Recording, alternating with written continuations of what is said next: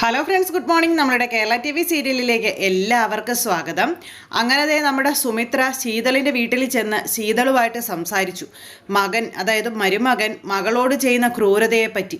പക്ഷേ അമ്മ പറഞ്ഞ കാര്യങ്ങളെല്ലാം നുണയാണെന്നും തൻ്റെ ഭർത്താവ് ഒരിക്കലും തന്നോട് അങ്ങനെ ചെയ്യില്ലെന്നുമാണ് മകളുടെ മറുപടിയായി കിട്ടിയത്. അത് കേട്ടപ്പോഴേക്കും ശരിക്കും പറഞ്ഞാൽ നമ്മുടെ സുമിത്ര തകർന്നുപോയി. മകൾ ഒരു കാരണവശാലും തൻ്റെ ഭർത്താവ് അങ്ങനെ ചെയ്യില്ല എന്ന് തറപ്പിച്ചു പറയുന്നു. സുമിത്ര മകളുടെ മുന്നിൽ കള്ളിയായി. പക്ഷെ തെളിവുകൾ സഹിതം സുമിത്ര കാണിച്ചിട്ടും ശീതൾ അത് വിശ്വസിക്കാൻ തയ്യാറായില്ല. കാരണം ശീതളിനെയും സച്ചിനെയും തമ്മിൽ തെറ്റിക്കാൻ വേണ്ടി സുമിത്ര മെനഞ്ഞുണ്ടാക്കിയ കഥയാണിതെന്നും സുമിത്ര അതിന് വേണ്ടിയിട്ടുണ്ടാക്കി കൊണ്ടുവന്ന കള്ളക്കഥകളാണിത്, തെളിവുകളാണിതെന്നൊക്കെ പറഞ്ഞുകൊണ്ട് സുമിത്രയുടെ മുഖത്ത് നോക്കി ഇങ്ങനെ ശീതൾ പറയുക, അമ്മ ഇനിയെങ്കിലും സച്ചിനെ മനസ്സിലാക്കണം, സച്ചിനെ ഇങ്ങനെ തെറ്റിദ്ധരിക്കരുത്, സച്ചിൻ എന്നെ ഒരു രീതിയിലും ദ്രോഹിക്കുന്നില്ല തുടങ്ങിയ കാര്യങ്ങളൊക്കെ പറയണു. അപ്പോൾ അതൊക്കെ കേട്ട് കഴിഞ്ഞപ്പോൾ സുമിത്ര പറഞ്ഞു, ശരി, നിന്റെ ഭർത്താവിനെയാണ് നിനക്ക് വിശ്വാസമെങ്കിൽ നീ വിശ്വസിച്ചോളൂ, പക്ഷേ അമ്മ പറയുന്ന കാര്യങ്ങൾ ഒരു തവണ ചെയ്യാൻ നിനക്കൊന്ന് തയ്യാറാകാവോ എന്ന് ചോദിച്ചു. ഒരേ ഒരു തവണ മാത്രം നീ ചെയ്താൽ മതിയെന്ന് പറഞ്ഞു. അപ്പം എന്താണ് എന്നുള്ള രീതിയിൽ ഇങ്ങനെ മകൾ നിൽക്കുമ്പോൾ സുമിത്ര കുറച്ച് കാര്യങ്ങളൊക്കെ പറഞ്ഞു കൊടുത്തു. നീ ഇന്ന രീതിയിലൊന്ന് ചെയ്തു നോക്ക്, അവൻ്റെ മനസ്സിൽ എന്തെങ്കിലും ചതിയോ വഞ്ചനയോ ഉണ്ടെങ്കിൽ അത് നിനക്ക് വ്യക്തമായി മനസ്സിലാക്കാൻ കഴിയും, അല്ലെങ്കിൽ നിനക്കത് അറിയാൻ കഴിയുമെന്ന്. പക്ഷെ ശീതൾ അത് ചെയ്യുമെന്ന് തോന്നുന്നില്ല. എന്നാലും ഒരു ഭാഗ്യപരീക്ഷണത്തിന് വേണ്ടി ശീതൾ അത് ചെയ്യാനും മതി. എന്തായാലും ഇനിയിപ്പം മോളുടെ ജീവിതത്തിലേക്ക് ഒരു പ്രശ്നമായിട്ടോ അല്ലെങ്കിൽ നിന്നെയോ സച്ചിനെയോ തമ്മിൽ തല്ലിക്കാനായിട്ട് അമ്മ വരുന്നില്ല. എന്തായാലും എൻ്റെ മോൾ ഇതിൻ്റെ സത്യം മനസ്സിലാക്കി കഴിയുമ്പോൾ അമ്മയോട് പറഞ്ഞാൽ മതിയെന്ന് പറഞ്ഞ് സുമിത്ര അവിടെ നിന്ന് ഇറങ്ങണം. അപ്പോൾ സുമിത്ര അവിടെ നിന്ന് പോന്നു കഴിഞ്ഞപ്പോഴും ശീതൾ അതിനെപ്പറ്റിയുള്ള ആലോചനകളും കാര്യങ്ങളും ഒക്കെ ആയിട്ട് അങ്ങനെ നിൽക്കുവാണ്. അമ്മ പറഞ്ഞതിൽ എന്തെങ്കിലും വാസ്തവം കാണുമോ? പണ്ട് തൊട്ടേ അമ്മയുടെ ആ ഒരു സ്വഭാവത്തെ പറ്റിയൊക്കെയുള്ള കാര്യങ്ങൾ ശീതൾ എന്നിട്ട് ഒരു നിമിഷത്തേക്ക് അവിടെ നിന്ന് ഇങ്ങനെ ആലോചിച്ചു. ഇനി എന്തെങ്കിലും എവിടെയെങ്കിലും ഒരു സത്യം കാണുമോ എന്നുള്ള ഒരു പേടി വേഗം തന്നെ ശീതളിലേക്ക് വരികയും ചെയ്തു. അങ്ങനെ ശീതൾ ഇങ്ങനെ ആകെ വെപ്രാളപ്പെട്ട് ഇങ്ങനെ സങ്കടപ്പെട്ട് ഇങ്ങനെ നിൽക്കുക കേട്ടോ. അപ്പോൾ എന്തായാലും എന്തെങ്കിലും ഒരു പ്രശ്നം ഉണ്ടാകുമെന്നുള്ള കാര്യം ശീതളിന് മനസ്സിലാകുന്നുണ്ട്. ഇതെല്ലാം കഴിഞ്ഞ് സുമിത്ര ഇങ്ങ് പോന്നു. പിന്നെ കാണിക്കുന്നത് നമ്മുടെ സിദ്ധു ഇങ്ങനെ വണ്ടിയിൽ ഇങ്ങ് പോരുന്നു. അപ്പോൾ ആരൊക്കെ എവിടെയൊക്കെ എങ്ങനെയൊക്കെ ആണെന്നൊന്നും അറിയില്ല. സുമിത്രയെക്കുറിച്ചോ അല്ലെങ്കിൽ സരസ്വതി അമ്മയെക്കുറിച്ചൊക്കെ ആലോചിച്ചിട്ട് അല്ലെങ്കിൽ അന്വേഷിച്ചിട്ട് അവിടെ നിന്നൊന്നും ഒരു ഇതുപോലും കിട്ടിയില്ല. അതുകൊണ്ട് ആരെയും കാണാനോ അല്ലെങ്കിൽ ആരൊക്കെ എവിടെയൊക്കെയാണ് താമസിക്കുന്നതെന്ന് അറിയാൻ ഒരു പോംവഴിയും കാണാതെ നമ്മുടെ സിദ്ധു ഇങ്ങനെ വരുമ്പോഴാണ് വഴിയിൽ വെച്ച് യാദൃശികമായിട്ട് സിദ്ധു നമ്മുടെ വിശ്വനെ കാണുന്നത്. വിശ്വനെ കണ്ടപ്പോഴേക്കും വന്ന ടാക്സി ഡ്രൈവറോട് അയ്യോ വണ്ടി ഒന്ന് നിർത്തുകയെന്നും പറഞ്ഞുകൊണ്ട് വണ്ടി നിർത്തിച്ചു. അയാൾ വണ്ടി ആ സൈഡിൽ ഒതുക്കി വേഗം തന്നെ വണ്ടിയിൽ നിന്ന് ഇറങ്ങിച്ചെന്ന് വിശ്വ എന്നും പറഞ്ഞ് വിളിച്ചു. അപ്പോൾ വിശ്വൻ തിരിഞ്ഞു നോക്കിയപ്പോൾ സിദ്ധു നിൽക്കുന്നു. സിദ്ധുവിനെ കണ്ടപ്പോഴേക്കും വിശ്വൻ ഒന്ന് ഞെട്ടി. അങ്ങനെ ആകെ ഒരു ഇതായിട്ട് നിൽക്കുന്ന വിശ്വൻ്റെ അടുത്തേക്ക് സന്തോഷത്തോടെ ഓടിച്ചെന്നു. വിശ്വ എന്തൊക്കെയുണ്ട് വിശേഷങ്ങൾ എന്നൊക്കെ ചോദിച്ചിങ്ങനെ ചോദിക്കുമ്പം സിദ്ധു എന്താ വന്നതെന്ന് ചോദിച്ചു. സിദ്ധു ഇവിടെ ഉണ്ടായി. സിദ്ധു എവിടുന്നാണ് വരുന്നത് അങ്ങനെ ചോദിക്കേണ്ട കാര്യങ്ങൾ പോലും വിശ്വൻ്റെ നാവിൽ കിട്ടണില്ല. കാരണം ഒരു ടെൻഷനുണ്ടല്ലോ അതുകൊണ്ട്. അപ്പോൾ സിദ്ധു എപ്പോഴാണ് വന്നതെന്നൊക്കെ ചോദിച്ചു. അപ്പം ഞാൻ വന്നതേ ഉള്ളൂ, പിന്നെ ഇന്നലെയാണ് വന്നത് തുടങ്ങിയ കാര്യങ്ങളൊക്കെ ഇങ്ങനെ പറഞ്ഞു. പിന്നെ എന്തൊക്കെയുണ്ട് വിശ്വവിശേഷങ്ങൾ, സുഖമാണോ എന്നൊക്കെ ചോദിച്ചു. നമുക്കൊക്കെ എന്താ വിശേഷം, സുഖം, കുഴപ്പമൊന്നും ഇല്ലെന്നൊക്കെ പറയുമ്പോൾ അനിരുദ്ധൻ എവിടെയാണെന്ന് ചോദിച്ചു. അനിരുദ്ധൻ എൻ്റെ കൂടെ ഉണ്ട്. പെട്ടെന്ന് അത് പറയണ്ടായിരുന്നു എന്നൊരു തോന്നൽ വിശ്വനിലേക്ക് വന്നു. പക്ഷെ വായിൽ നിന്ന് ചാടിയല്ലോ, ബാക്കി അത് പൂർത്തീകരിക്കാതിരിക്കാൻ നിവർത്തിയില്ലല്ലോ. അതുകൊണ്ട് വിശ്വൻ അത് പറഞ്ഞു. തൻ്റെ കൂടെയുണ്ടോ? അയ്യോ, ഒത്തിരി സന്തോഷമായി. അപ്പോൾ ഏതായാലും തന്നെ കണ്ടത് ഭാഗ്യമായി. തന്നെ കാണണമെന്ന് ഞാനിങ്ങനെ മനസ്സിൽ ആഗ്രഹിച്ചതായിരുന്നു. എന്തായാലും തന്നെ കണ്ടതുകൊണ്ട് എൻ്റെ അനി എവിടെയുണ്ടെന്ന് എനിക്ക് അറിയാൻ കഴിഞ്ഞല്ലോ, എൻ്റെ മകനെ എനിക്ക് കാണാൻ കഴിയല്ലോ എന്ന് സിദ്ധു ഇങ്ങനെ പറഞ്ഞു. അപ്പോൾ അത് കേട്ടപ്പോൾ തനിക്ക് തൻ്റെ മകനെ കാണാനായിട്ട് ഭയങ്കര ആഗ്രഹങ്ങളുണ്ടായിരിക്കാം. തൻ്റെ മകനെ കാണാൻ വേണ്ടിയിട്ടായിരിക്കാം വന്നിരിക്കുന്നത് പോലും. പക്ഷേ തൻ്റെ മകനെ തന്നെ കാണാനുള്ള താല്പര്യം ഉണ്ടാകുമെന്ന് എനിക്ക് തോന്നുന്നില്ലെന്ന് പറഞ്ഞു. അന്ധവിശ്വ അങ്ങനെ പറഞ്ഞത്? ഞാൻ പറയാതെ തന്നെ കാര്യങ്ങളൊക്കെ സിദ്ധുവിന് അറിയാവുന്നതാണല്ലോ. അനിരുദ്ധൻ്റെ മനസ്സിൽ തനിക്കൊരു സ്ഥാനമുണ്ടെന്ന് ഞാൻ ഒരിക്കലും വിശ്വസിക്കുന്നില്ല. അനി തന്നെ കാണാൻ ആഗ്രഹിക്കുമോ എന്ന് പോലും എനിക്കറിയില്ലെന്നൊക്കെ പറഞ്ഞപ്പോൾ ഞാൻ ഒരുപാട് തെറ്റുകളൊക്കെ ചെയ്തിട്ടുണ്ട്, അതൊക്കെ എനിക്കറിയാം. പക്ഷേ എനിക്കെൻ്റെ മകനെ കാണണം. എത്ര കാലമായി എൻ്റെ മകനെയൊക്കെ ഞാൻ കണ്ടിട്ട് എന്നൊക്കെ ഇങ്ങനെ സിദ്ധു പറയുക. ശ്രീനിലയത്തിലേക്ക് പോയി, ശ്രീനിലയത്തിൻ്റെ അവസ്ഥ ഇതായിരുന്നു തുടങ്ങിയ കാര്യങ്ങളൊക്കെ ഇങ്ങനെ പറഞ്ഞു. അപ്പോൾ എനിക്ക് വിശ്വൻ്റെ കൂടെ വരണം എന്ന് സിദ്ധു ഇങ്ങനെ ആവർത്തിച്ച് പറയുമ്പം എൻ്റെ കൂടെ വരുന്നതിനൊന്നും കുഴപ്പമില്ല, ഞാൻ കൊണ്ടുപോകാം. പക്ഷെ അവിടെ ചെന്ന് നമ്മുടെ അനിരുദ്ധൻ്റെ ബിഹേവിയർ കാണുമ്പോൾ തനിക്ക് വിഷമമൊന്നും ഉണ്ടാകരുത് എന്ന് പറഞ്ഞു. അപ്പോൾ എന്തെല്ലാം സംഭവിച്ചാലും തനിക്കൊരു വിഷമം ഉണ്ടാകില്ലെന്നും താനായിട്ട് വരുത്തി വെച്ച കുറേ കാര്യങ്ങളുണ്ടല്ലോ, അതിന് പ്രായശ്ചിത്തം ചെയ്യേണ്ടത് തൻ്റെ തന്നെ ഉത്തരവാദിത്വമാണല്ലോ എന്നൊക്കെ പറഞ്ഞുകൊണ്ട് സിദ്ധു വിശ്വൻ്റെ കൂടെ അങ്ങ് പോകാനായിട്ട് തുടങ്ങണം. അങ്ങനെ വിശ്വനും അതുപോലെ സിദ്ധുവും കൂടി നേരെ അവരുടെ വീട്ടിലേക്ക് പോകാൻ തയ്യാറെടുക്കുന്നു.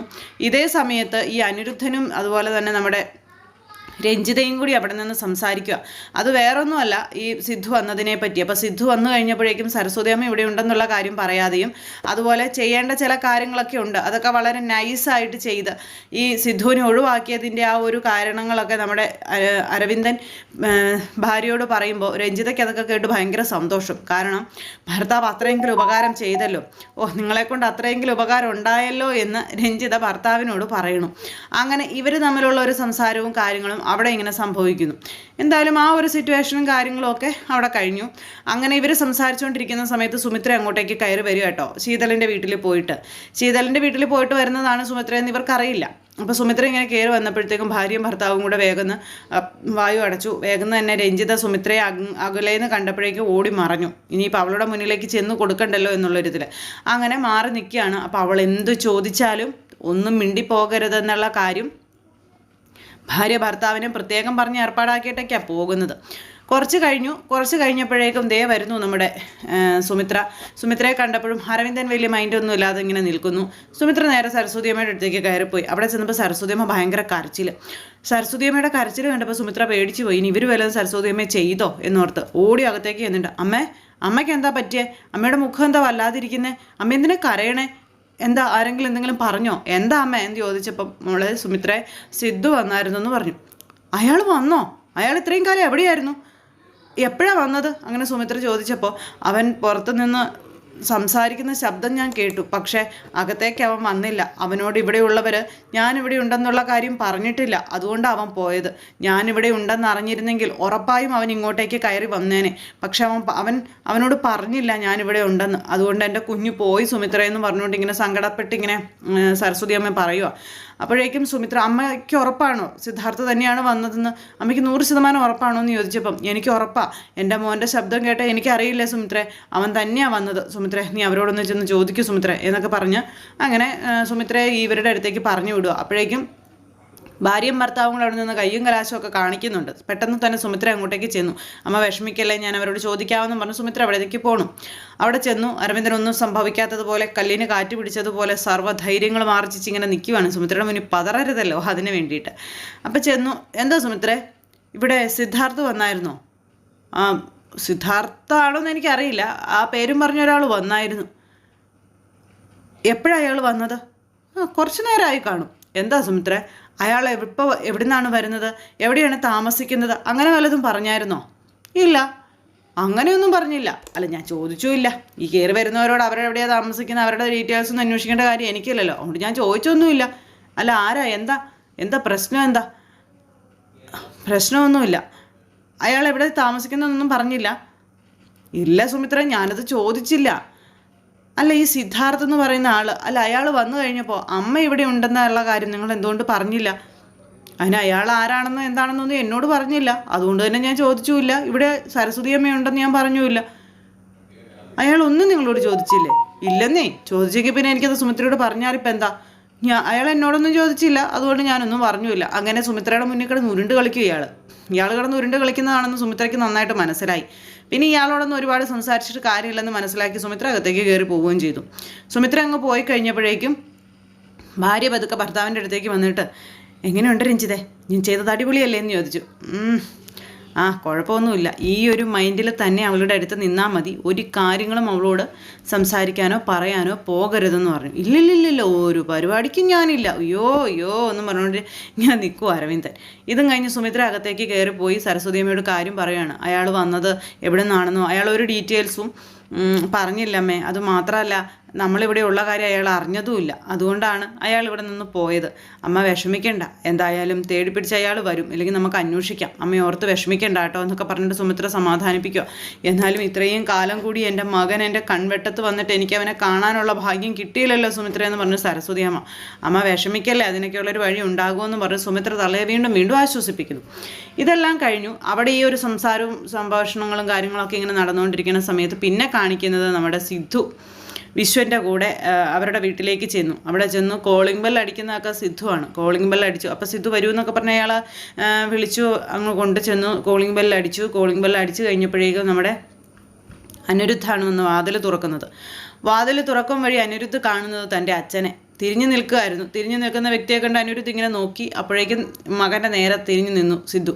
അച്ഛനെ കണ്ടപ്പോഴേക്കും ഞെട്ടിപ്പോയി. ശരിക്കും ഒട്ടും പ്രതീക്ഷിക്കുന്നില്ലല്ലോ അങ്ങനെ ഒരാൾ ഫ്രണ്ടിൽ വന്ന് നിൽക്കും എന്നുള്ളത്. അങ്ങനെ ഞെട്ടലോടെ നമ്മുടെ അനിരുദ്ധ് ഇങ്ങനെ നിൽക്കുമ്പോൾ മകനെ കണ്ട ആ ഒരു സന്തോഷത്തിൽ നമ്മുടെ സിദ്ധു ഇങ്ങനെ മതിമറന്ന് ഇങ്ങനെ നിൽക്കുക. മുഖം ഇങ്ങനെ താമരപ്പൂ വിടർന്നിരിക്കുന്നത് പോലെ വിടർന്നിരിക്കുന്നത്. അങ്ങനെ സന്തോഷം കൊണ്ട് നമ്മുടെ സിദ്ധു ഇങ്ങനെ മകനെ നോക്കിക്കൊണ്ട് ഇങ്ങനെ നിൽക്കുമ്പോൾ മകൻ അച്ഛനോട് യാതൊരു താല്പര്യമില്ലാത്ത രീതിയിൽ ഇങ്ങനെ നോക്കിക്കൊണ്ട് ഇങ്ങനെ നിൽക്കുന്നു. എന്തായാലും നമ്മുടെ സിദ്ധു ഇങ്ങനെ നിൽക്കുമ്പോൾ നമ്മുടെ വിശ്വം പറഞ്ഞു, അകത്തേക്ക് കയറുക സിദ്ധു എന്ന്. സിദ്ധു അകത്തേക്ക് കയറി ചെല്ലുന്നു. ഇടിച്ച് കയറി അകത്ത് ചെന്നപ്പോഴും മകൻ ഇങ്ങനെ ഒന്നും അല്ലാത്ത പോലെ ഇങ്ങനെ തിരിഞ്ഞു മാറി നിൽക്കുക. അച്ഛനെ കാണുന്നത് പോലും ഇഷ്ടമല്ല എന്നുള്ള രീതിയിൽ. അപ്പോൾ അച്ഛന് മോനെ കാണുന്നത്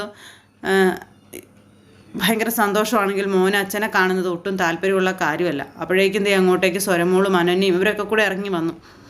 അങ്ങനെ നമ്മുടെ സ്വരമോളെ കണ്ടു. അപ്പോൾ ഇതാണ് സ്വരമോളെന്ന് പറഞ്ഞപ്പോഴേക്കും സിദ്ധുവിന് ഒരുപാട് സന്തോഷമായി. സിദ്ധു വാരി എടുക്കുവാണ് കുഞ്ഞിനെ. എടുത്ത് കുറേ ഉമ്മയൊക്കെ കൊടുത്തു. അപ്പോൾ കൊച്ചിനും അറിയില്ല ഈ വന്ന് നിൽക്കുന്നത് ആരാണെന്ന്. അങ്ങനെയൊക്കെ ആ ഒരു കാര്യങ്ങളുമൊക്കെ ആയിട്ടാണ് ഇന്നത്തെ നമ്മുടെ സൂപ്പർ ഹിറ്റ് കഥ വരുന്നത്. അപ്പോൾ എല്ലാവരും കാത്തിരുന്ന് കാണണം. എല്ലാവരുടെയും സ്നേഹത്തിനും സപ്പോർട്ടിനും 1000 നന്ദി അറിയിച്ചുകൊണ്ട് നിർത്തുന്നു സൂപ്പർ ഹിറ്റ് കഥയുമായി കാണുന്നത് വരെ എല്ലാവർക്കും നന്ദി. See again. Take care. Bye by.